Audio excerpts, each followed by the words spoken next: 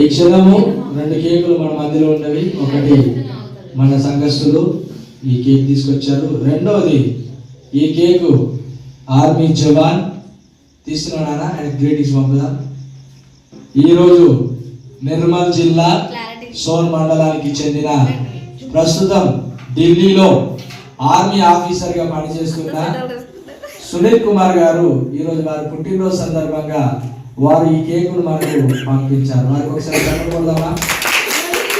ఈరోజు ఉదయకాలని వారిని వారి కుటుంబాన్ని దేవుడు దీవించాలని మనం ప్రార్థన చేద్దాం. మంచిది. అలాగే ఈ సంఘం తెచ్చిన ఈ కేకుల గురించి కూడా మనం ప్రార్థన చేద్దాం. తల మంచిదాం. సర్వోన్నతుల దేవానికి వందనాలు తండ్రి. ఈ దాసులు తండ్రి పట్టుకోండి. సర్వీతో అమ్మ చేతులు పట్టుకుని అందరి చేతులు వేయండి. అందరి చేతులు అయ్యా రండి చేయండి.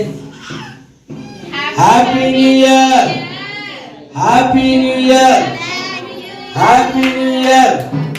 నూతన సంవత్సర శుభాకాంక్షలు. దేవుడు మన సంఘమును దీవించును గాక. దేవుడు మన సంఘంలో గొప్ప కార్యం జరిగించును గాక. దేవుడు మన సంఘ సరిహద్దుల విషయాలు. హ్యాపీ న్యూ ఇయర్ సర్వీత్. ఓకే, హ్యాపీ న్యూ ఇయర్ చెప్పు అందరికి. టైం ఎంత అవుతుంది ఇప్పుడు? మిడ్ నైట్ అవుతుంది. నువ్వు రెడీ అవుతున్నావు. హ్యాపీ న్యూ ఇయర్ చెప్పు అందరు, మన ఫ్రెండ్స్ అందరికి హ్యాపీ న్యూ ఇయర్ చెప్పు. Daddy happy new year. పడుకో, ఇక మార్నింగ్ పడుకో.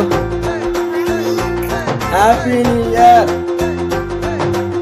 చెప్పు. Happy new year. ఓ దేవా మన్నే తీసి చక్కనైన నిన్నే చూసి ముచ్చటగా నన్నే చేసావా.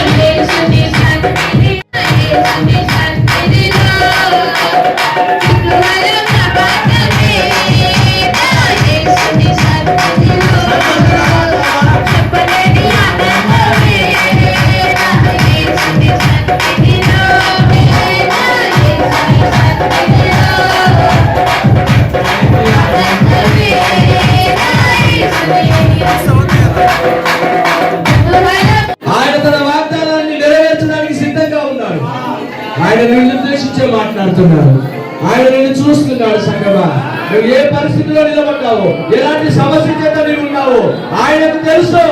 ఆయన నీ హృదయ వాంఛలన్నిటినీ తీర్చడానికి సిద్ధంగా ఉన్నారు. నువ్వు భయపడాల్సిన అవసరం లేదు, నువ్వు దిగులు పడాల్సిన అవసరం లేదు.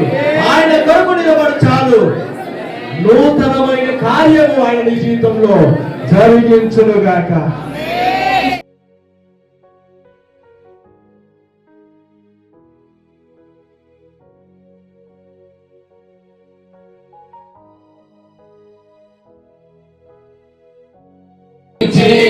కడవరి వర్షము ఉజ్జీవమును రగిలించి ఉద్యానవనమున సంగమును చేయుమా, ఉద్యానవనమున సంగమును చేయుమా. ఓ వేగమా జ్ఞానోదయా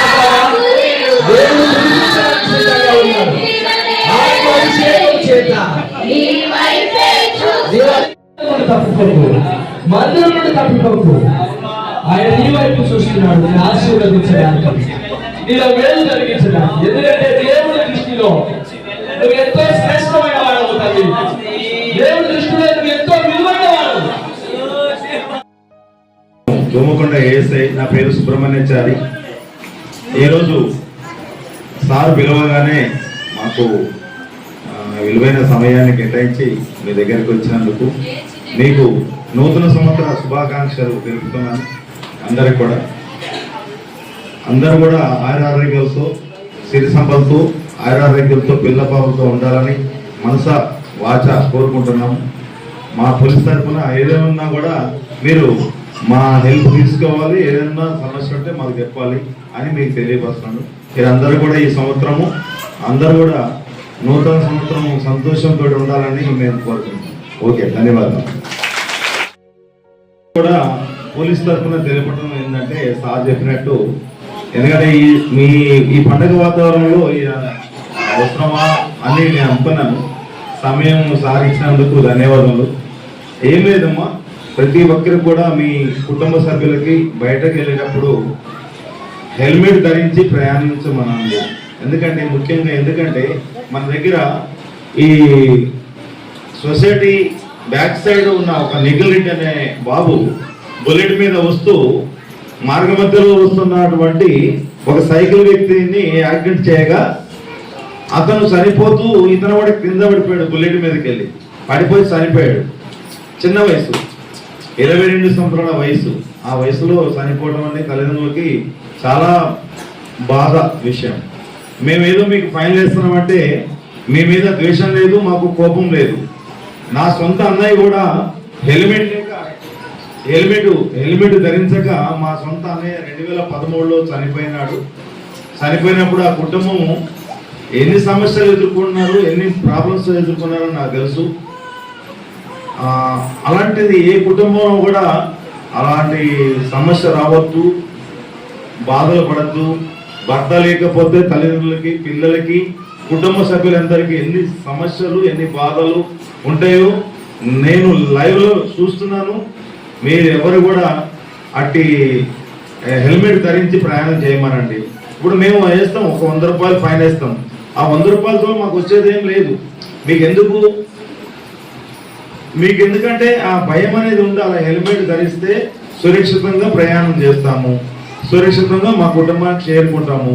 నా భర్త, నా భార్య కానీ, నా తల్లిదండ్రులు కానీ, మా పిల్లలు కానీ ఎదురు చూస్తారు అని గుర్తుపెట్టుకొని కొంచెం అవసరం పడితే ఏదైనా అర్జెంట్ అయితే అందరికీ మంచిగా ఉంటుంది. అంతే తప్ప మీకు ఏదో 100 రూపాయలు ఫైన్ వేస్తున్నారు, ఆ నాయకులతోటి ఈ నాయకులతోటి ఫోన్ చేపించి మీరు ఫైన్ వేస్తున్నారని మీరు అనుకుంటున్నారు. మాకేమి అట్లా అనిపించదు, మాకేం వచ్చేది కాదు. మీ సేవలో కడతారు ప్రతి ఒక్క రూపాయి కూడా.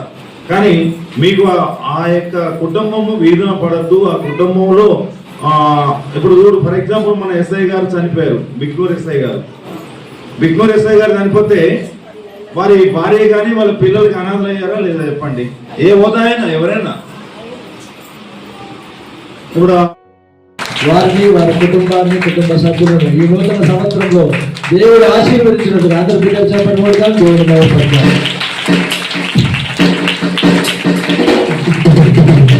రెండవదిగా స్థానిక పోలీస్ అధికారి సుబ్రహ్మణ్యాచారి సార్ గారిని బిషప్ తల్లి గారు తండ్రి గారు సన్మానిస్తారు. వారి సీఎం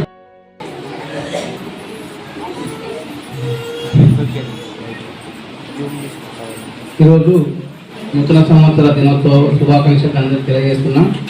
ముఖ్యంగా ఈ కార్యక్రమానికి నన్ను ఆహ్వానించిన దాసెల్లమ్మన్న గారికి మరియు వారి యొక్క సతీమణి గారికి మరియు ఎస్ఐ గారికి, ఇక్కడ ఉన్న సంఘస్థులందరికీ నా యొక్క నమస్కారాలు.